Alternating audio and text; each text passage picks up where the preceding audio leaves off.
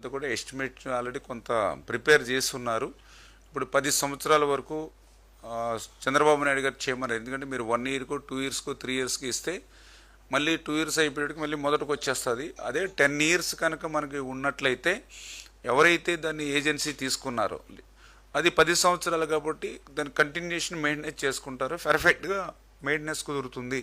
ఇప్పుడు మనం కూడా ఇప్పుడు పట్టిసీమ లేకపోతే ఇప్పుడు ఇట్లా హెచ్ఎన్ఎస్ఎస్ ఇవన్నీ లిఫ్ట్లన్నీ కూడా అవన్నీ మెయింటెనెన్స్ మీదే ఉంటూ ఉన్నాయి. ప్రభుత్వమే వాళ్ళకి చెల్లించేటువంటి పరిస్థితి ఉంటుంది. ఆ విధంగానే ఈవేళ మొత్తం లిఫ్ట్లన్నీ కూడా రిపేరు, అదేవిధంగా మెయింటెనెన్స్ ఇవన్నీ కూడా మనము ఎంత ఖర్చు అవుతుందో లెక్కేసి దాన్ని డివైడ్ 10 ఇయర్స్కి పెట్టి ఇయర్ వైజ్ మనం చెల్లించే విధంగా. అంటే సపోజ్ ఇప్పుడు మనకి రిపేర్లకి ఒక 800 కోట్లు అవుతూ ఉంది, లేకపోతే యాన్యువల్ మెయింటెనెన్స్కి ఒక 200-300 కోట్లు అవుతూ ఉంది. అట్లాగా 10 సంవత్సరాలు అని అంటే దగ్గర దగ్గర వచ్చినటువంటి అమౌంట్ అంటే ఒక 5,000 కోట్లు వస్తే, ఒక 4,000 కోట్లు వస్తే నెలకి సంవత్సరానికి ఒక 400 కోట్లు అవుతుంది. అట్లా చెల్లించేటువంటి విధంగా అంటే రాష్ట్రానికి కూడా భారం లేకుండా ఎవ్రీ ఇయర్ చెల్లించేటువంటి విధంగా ఈ యొక్క ప్రాజెక్టు ఏదైతే ఎత్తిపోతల్ని ఆయన డిజైన్ చేయడం జరిగింది. అది త్వరలోనే ఫైనాన్స్ కూడా పంపించి వాళ్ళ ఆమోదం కూడా తీసుకుని త్వరలోనే టెండర్స్ పిలిచేటువంటి ప్రక్రియను ఏదేమైనా ఇది మే నెల మ్యాక్సిమం ఒక 2 మంత్స్ 3 మంత్స్లో ఆ టెండర్స్ ప్రక్రియ ఉండేటువంటి అయిపోయేటువంటి విధంగా, అది కూడా రాష్ట్రం అంతా ఒకే విధంగా కాకుండా ఒక 3 జోన్స్ కింద 4 జోన్స్ కింద పిలిస్తే కొద్దిగా ఎక్కువ మంది ఉండడానికి వర్క్ చేసుకోవడానికి అవకాశం ఉంటుంది. ఆ రకంగా ఆ లిఫ్ట్ ఇరిగేషన్లో ముందుకెళ్తామని చెప్పి తెలియజేస్తున్నాం. మీ గవర్నమెంట్లో లిఫ్ట్ ఇరిగేషన్ పట్టిసీమ ప్రాజెక్టు దాన్ని చేశారు. అయితే గడిచిన 5 ఏళ్లలో జగన్ గవర్నమెంట్లో ఒక్క చుక్క నీళ్ళు కూడా దాన్ని ఉపయోగించకుండా నడిపారు. మరి లిఫ్ట్ ఇరిగేషన్ల వలన యూజ్ ఉందంటారా? ఎందుకంటే 5 ఏళ్ళు వాళ్ళే. ఇప్పుడు లిఫ్ట్ ఇరిగేషన్ ఎందుకు ఉపయోగించాలా? లాస్ట్ ఇయర్ ఆయన దిగిపోయే ముందు లిఫ్ట్ ఇరిగేషన్ బటన్ ఆన్ చేయవలసి వచ్చింది. ఎందుకంటే వాటర్ అనేది కేర్సిటీ ఎప్పుడు ఏ రకంగా ఉంటుందో తెలియదు. ఇప్పుడు వాటర్ కూడా మనం యాజ్ ఎర్లీ అంటే ఇప్పుడు సపోజ్ కృష్ణా ఉంది, కృష్ణాకి ఎప్పుడు కూడా మీకు జూలై ఆగస్టుకి కానీ ఫ్లడ్ రాదు. అదే ఎర్లీగా గోదావరికి ఫ్లడ్ వస్తుంది. గోదావరి జూన్లోనే ఫ్లడ్ రీచ్ అయిపోతుంది. అంచేత మనం జూన్లోనే పట్టిసీమను ఉపయోగించుకుని ఆ 8,000 క్యూసెక్స్ మనం కృష్ణాకి తెచ్చుకోగలిగితే ఈ కృష్ణా డెల్టాకి యాజ్ ఎర్లీగా మనం క్రాప్ని స్టార్ట్ చేసుకోగలుగుతాం. అంటే రైనీ సీజన్ ఆగస్టు జూలై నెలకి క్రాప్ ఈల్డ్ బాగుంటుంది కృష్ణా.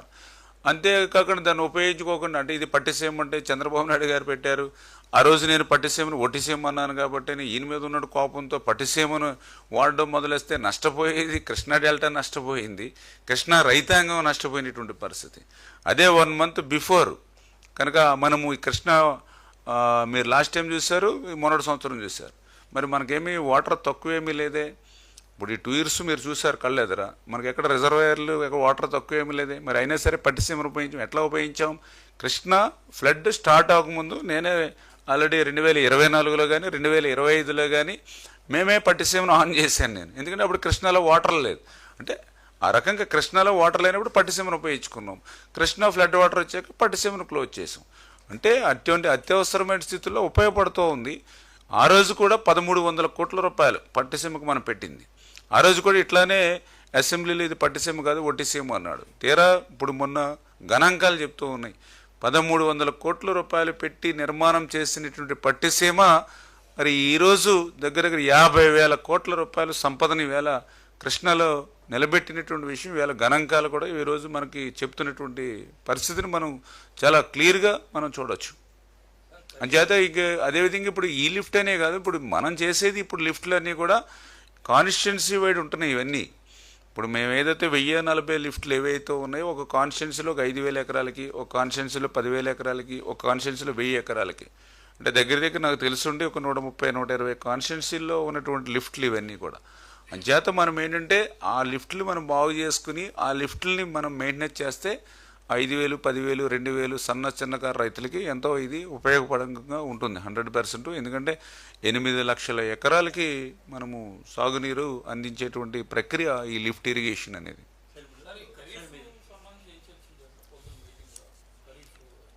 అంటే ఖరీఫ్కి సంబంధించి మనము ఒక క్యాలెండర్ని అది ఇప్పుడు నేను ఏదైతే మీకు చెప్పడం జరిగిందో అంటే మనము సమయత్వం అంటే కొంచెం ఎర్లీగా రైతుల్ని మనం క్రాప్కి ముందుకు తీసుకురాగలిగితే మనము రైనీ సీజన్ వాళ్ళకి పర్ఫెక్ట్గా ఉపయోగించుకోవడానికి అవకాశం ఉంటుంది అనే ఉద్దేశం.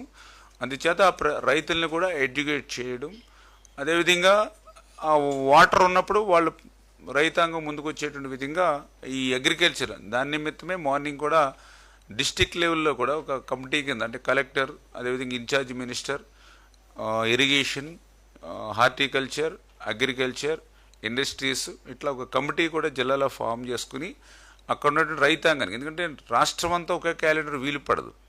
ఏరియా వైడ్ ఉత్తరాంధ్రలో ఒక రకమైన పరిస్థితి ఉంటుంది, గోదావరి జిల్లాలో ఒక పరిస్థితి ఉంటుంది, కేడిఎస్లో ఒక పరిస్థితి ఉంటుంది, రాయలసీమలో ఒక పరిస్థితి ఉంటుంది.